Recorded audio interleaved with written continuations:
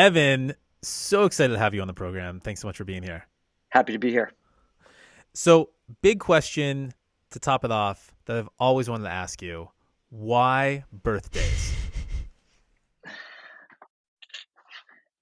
My initial vision for the platform was that Wikipedia was too much content for mobile. Nothing to do with the creator economy. Uh, I just felt that if you were looking up a celebrity on Wikipedia on mobile, it was too much information. Similar with IMDb, too much information. I think as an entrepreneur, there's always, when they talk about disruption, when there's a change, if you get there early, that's where there's an opportunity. So with the web, all the sites were built for desktop, they weren't built for mobile. So birthdays is just kind of a fun theme. It's usually the first thing people care about. So that was helpful. And it was just very brandable. I also like that on the homepage. Like Wikipedia has a hard time on its homepage because it's just, Wikipedia. Birthdays changes every day. We're not news, we're more of a database. But birthdays kind of gives us some social and homepage changing content. So it was more about the famous. There's a reason famous in the logo is much bolder, and birthdays is just kind of a fun theme, and it also happens to be kind of the first thing users look up on a celebrity or creator. Hmm. But that said, it's 1 out of 100 things they might look up. And so, did you have more of those several out of 100 things that people might look up? Did you have like famous zodiac sign, famous creators or something? Or once you got famous birthdays, you're like, oh, that's it. That's going to do it. No, it was famous birthdays. I was more about adding value for the user and building the platform. I wasn't too focused on the name, I guess. So it was just, this will be a fun site to build out. It's going to be. It was more about the vision, concise Wikipedia for celebrity information.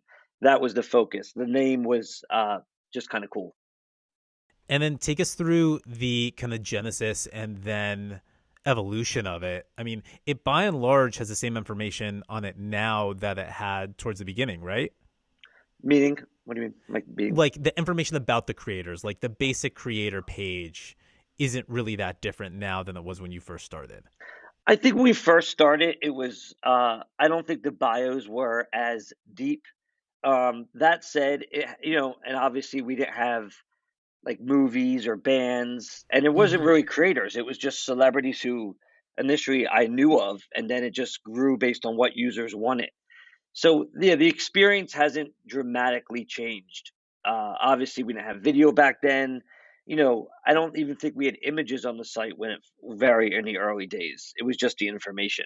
Because one thing I did early on was we always cleared copyrights, not only for our content which we wrote, but for images. Hmm. So I remember I was like, we subscribed to a service where we could get kind of celebrity photos from like the red carpet, but we paid for that. And then, so it was early, there was not even images on there. It kind of just evolved each week how I felt I can add more value to the platform as opposed to this 3 year roadmap. There wasn't even a 3 day roadmap. So, And yeah. are you writing these early on? Are you finding these creators? Are you reaching out to them and doing recon?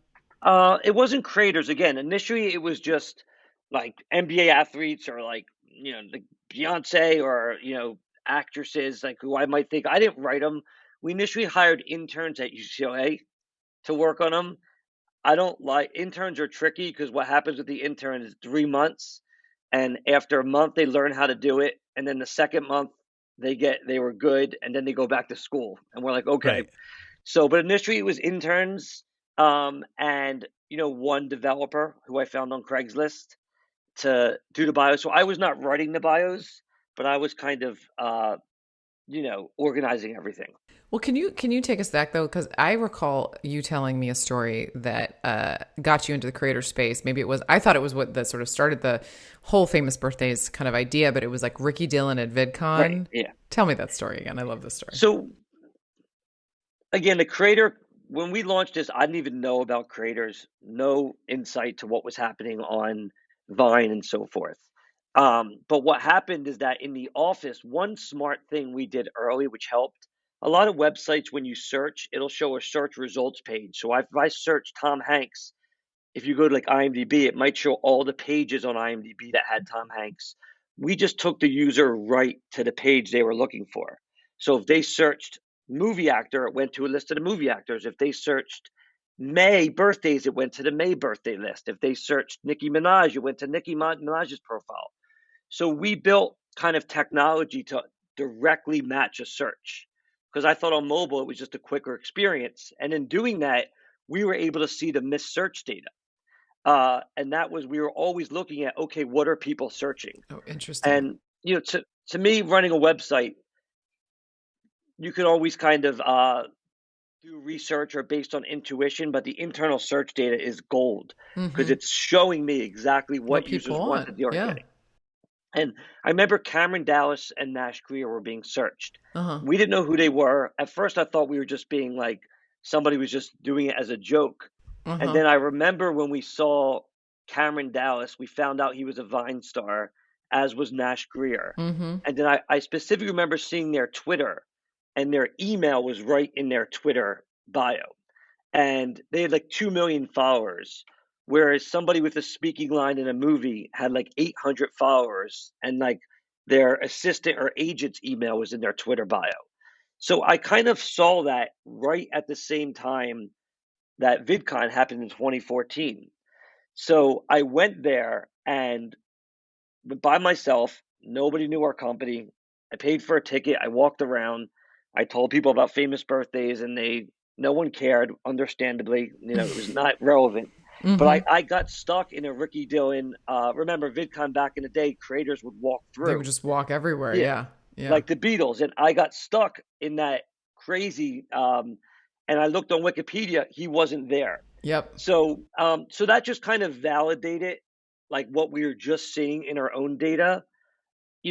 Like I was still had conviction on the data, but seeing it in real world got me excited, It's because it it's just just for it's you can't replace that. And so how long was Famous Birthdays around before that moment? maybe like a year and a half. Got it. And Yes. then you saw this, and so what changes did you make? Did you go back to the office that day and was like how did you go to the VidCon website and just like start with that list? Like what did you do? Yeah, I bet you going in the office like slamming your hands down on the table and Exactly. being like, "Creators, we're It's going after creators." a lot of entrepreneurship is about conviction. So it's not about what I did. It's about that I knew that there was a huge, like this was a fun site. I was growing. I knew there was a lane for us to build a new Wikipedia IMDb.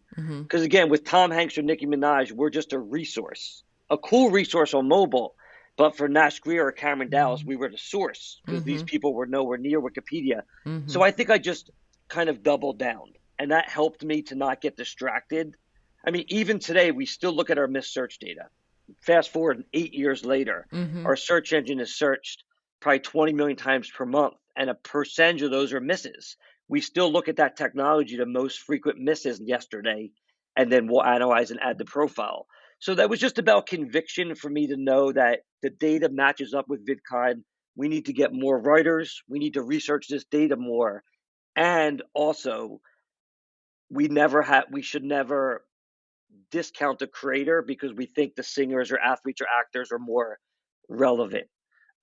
So just the conviction is what that gave me. It's funny because that moment for you, Ricky Dillon, completely coincides with when I joined Facebook. And one of the Right. first things that happened when I joined was like conversations around verification, right? And we never would disclose externally like what qualifies you to be verified because people will game the system and all that sort of stuff. But what I can say is that some of the main sources were Wikipedia and IMDb. And you'd Right. go and look, and you'd have somebody with millions and millions of followers, and they were on none of those other data resources or websites or whatever. So I, along with a colleague, we literally like put together a list of other resources that we should be using when we were considering like verification, because the people that are actually doing the verifying Right. are sitting usually in some far off country, just like looking at a list and being like, yes, no, yes, no. And so so it's just interesting. Like there was the same time when things were coming up. And then, yeah, I promise you, famous birthdays is on that list now of Yeah. things that qualify for Ooh. verification. And that's why creators were so excited about it because again, when you looked up May 12th birthdays, you would see Cameron Dallas next to these traditional celebrities, Hmm. and we would email the creators for their headshots because again, they weren't on the red carpet. Hmm. We couldn't license a photo, so we would email them directly, and they were thrilled to get the email because again, we've always emailed creators early because we profile them right away based on our data. So we're often the first business or company to ever email them. And all we email them with is like, congrats, we added you. Can you send us some headshots? And the conversion and response on that was exciting. And, we would get a lot of emails and kind of negativity about why is Jacob Sartorius ranked above Taylor Oh yeah, Swift? yeah, And yeah, yeah. there was times when, that was kind of debated in our office. Are we losing credibility because of all the emails? But we never uh, changed our ranking algorithm to just be based on what users wanted.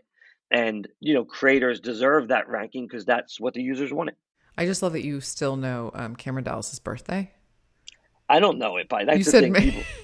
People, oh, Oh, I thought you said May 12th or something like that. I no, was go back, like, rewind the tape. I do not. People, I always get asked that. Like, there's 250,000 celebrities. I you're know. like Cameron Dallas, my best friend who I No, sent a gift. yes, no. But they were, it was, and I was actually, I do remember, like, all of Matthew Espinoza and these early Vine stars that users loved. Uh huh. And, we were the first to reach out. So that was um, the early days of it. Hmm. Hmm.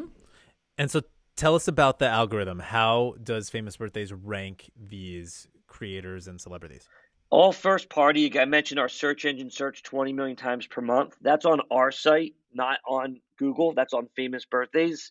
So that's all first party data. And it's a combination of recency and all time. If we just did all time, Bieber would probably always be number one. Hmm. And if we just did recency, it would sway too much based on what happened yesterday. So it's a combination of both that we've fine tuned over the years. It's not at all editorial, so it's based on what the users want. And the cool thing is now that we have a site in 5 languages, those sites have their own rankings based on activity on those platforms. So somebody on our Spanish or Portuguese site might be in the top 10, but on our English site, they might be outside the top 10K Hmm. because users in English aren't looking for them. And again, I think the other real value is that it's agnostic and not tied to a social platform. Yeah. Because somebody might scale on Netflix or Spotify on Patreon. If we just looked at the follower graph on TikTok or YouTube, it would be skewed. And we've also seen in our rankings that followers don't directly tie to ranking. But it's made our site more fun because not only can you see an individual creator's ranking, and this is why we initially did the rankings. When you look up people from Canada or 24-year-olds or TikTok stars, it'll look at the most popular in that category. So it makes the site more fun, not just on the profile, but as you try to navigate to discover other celebrities and And creators.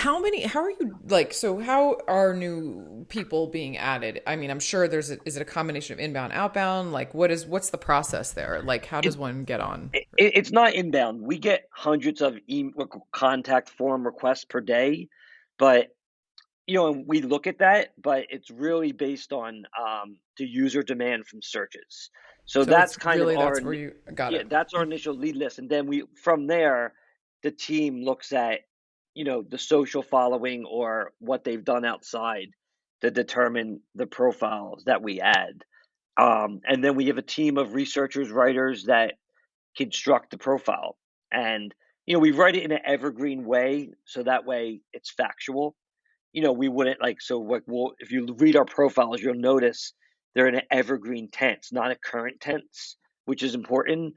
And and then we do a lot of editing and updates to keep it factual and accurate. Got it.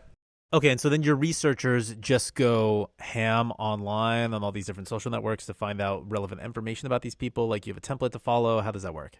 Yeah, so if you look at our profiles, there's 5 sections: about, before, fame, trivia, family, and associated with. And again, our goal is to be concise, accurate, and make it fun. We're not a news site, which we are not the news. We are, you know, if you go to someone's TikTok or Instagram, you're going to see them jumping out of an airplane or attending these awesome events or making all these cool basketball trick shot videos. We want to have the boring info. What platform are they most known for? What's their username? What do they do before social? Fun trivia facts about them, the types of content they do. Like it's not, if you go to someone's YouTube, you don't instantly know they do DIY. So we want to make sure we talk about the type of content they do and then, associate it with who they've collaborated with. So yeah, we've had these same 5 sections on the profile for a while. And then we reach out to get the headshots. We don't steal headshots. You'll notice some profiles don't have the headshot, and there's a pencil in every profile where users can submit edits, which helps us keep it accurate, and we review that. One of the number one edits is, why don't you have a picture on someone's page? It's because we don't, we need to get approval for the photos. We don't just take them if they were on social. Do you ever like buy them from Getty Images or something like that, or you guys Yeah, just we do for like the traditional celebrities. That's how we got the photos. yeah? But for the creators, we need to go direct to get them Got it. because they wouldn't be on those platforms. So that's kind of part of the process. Is we contact the creator after we add the profile, which also helps if they have a correction that we can check. We'll do that. And so, what's a viewer's journey on famous birthdays? Like, I'm interested in one person. I Google them. I end up on famous birthdays, or I go to famous birthdays direct to figure out when this person's birthday is, or some interesting info about them. And then I'm kind of in this rabbit hole for a little bit, clicking on other creators. Or tell me from your vantage point.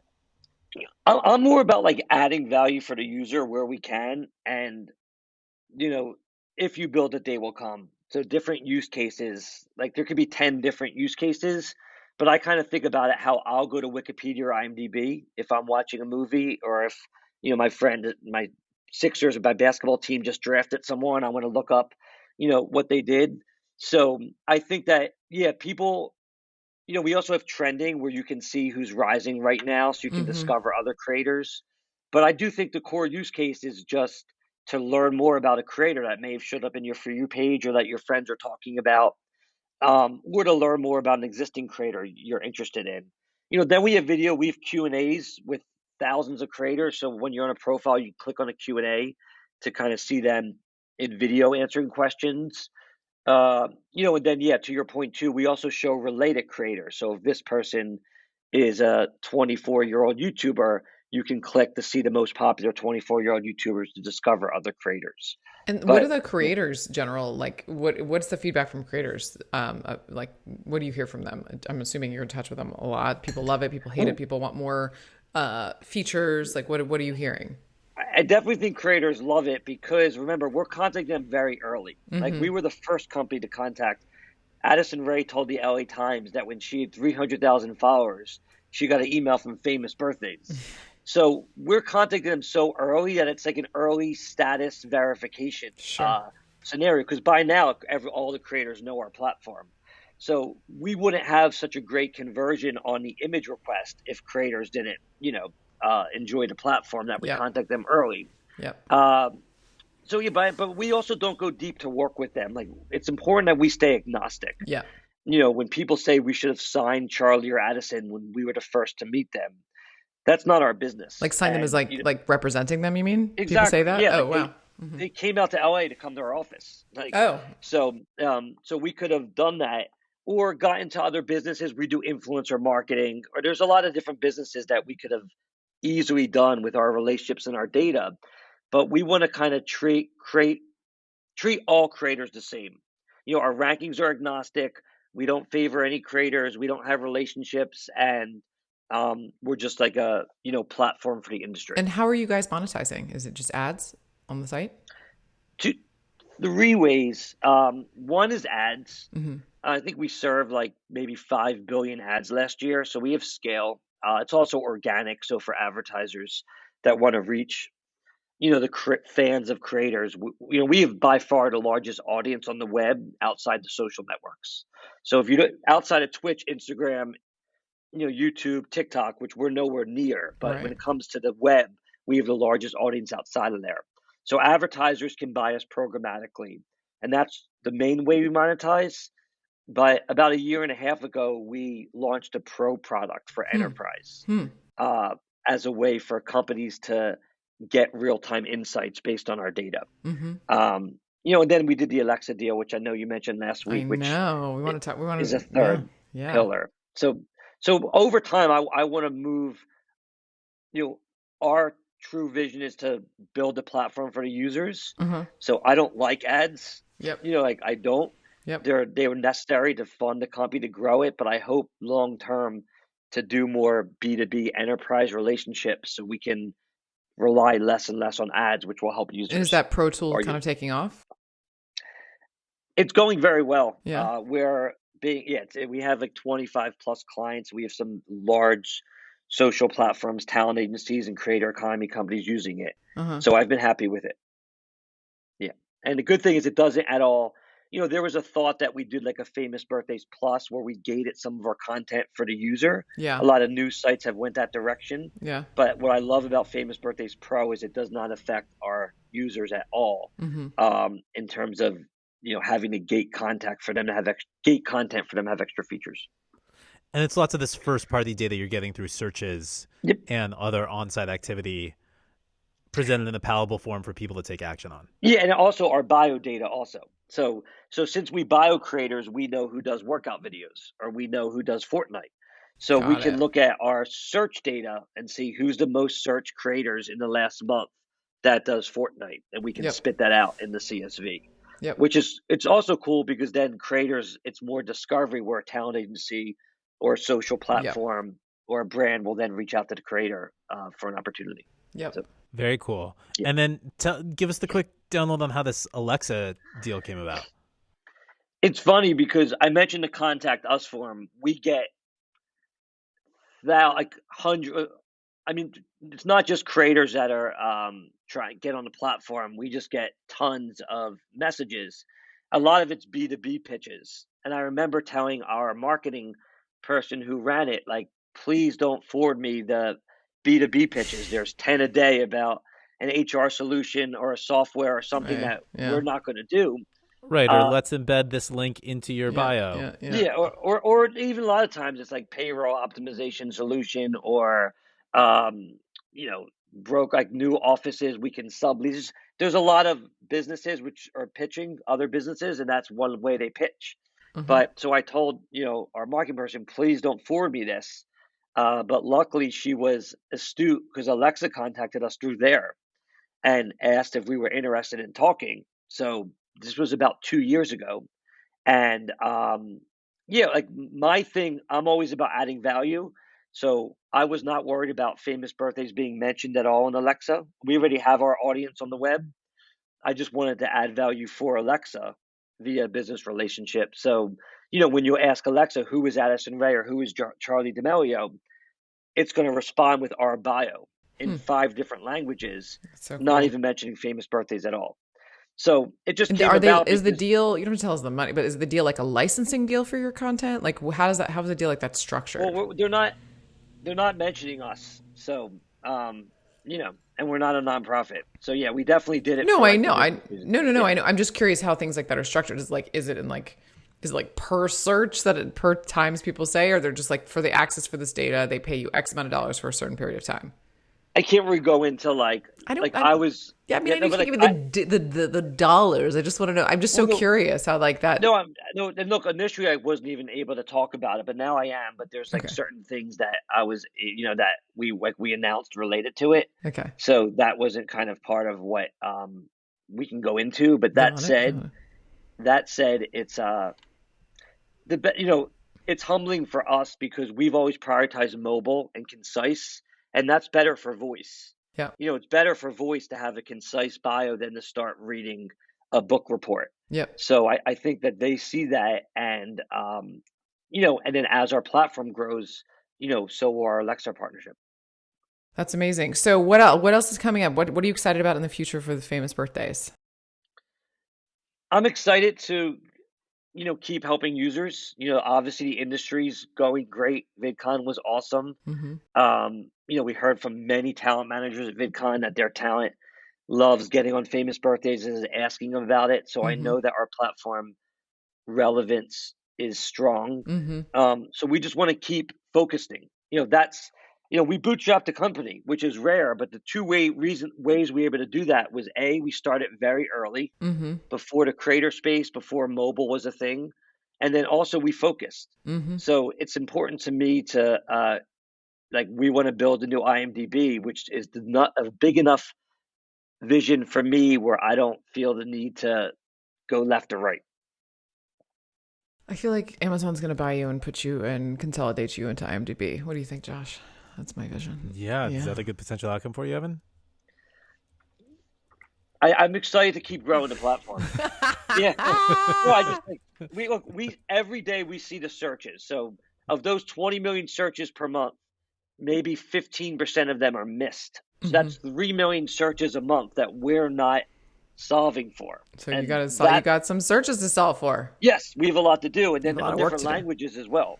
Yeah. So we're gonna, keep doing that. Oh yeah, he's got a lot going on. I love it. All right, this was great. Thank you for being just by the way, side note, thank you for being a big fan of our podcast and you really do kind of tell everybody you know. So And the good thing about that, it's not because like I think you guys are great, but it's not like it's because it's quality and it's good. okay. And He's like, no, you I guys mean are it. Like, fine, but like because I did the LinkedIn post where my observations for VidCon, and uh-huh. I definitely like your podcast. I heard you guys mentioned us last week, Yeah. and I had 20 people say I heard about your Alexa on Creator Upload. Look at that, So Joshy. yeah, Mm-hmm. so congrats, and I love Thank how you. you guys are focused and consistent, and I'm a huge listener. I love it. Thank you. Yeah. Thank you for coming. We appreciate it. And obviously everybody should go to famousbirthdays.com, right? Yes, and then if anyone wants to work with rising creators, pro.famousbirthdays.com is where they can learn more about our, creator discovery platform for enterprise. Awesome. Yeah, Thank Amazing. Thank you so much, Evan. This you. was great. enjoyed it. Thanks, everyone.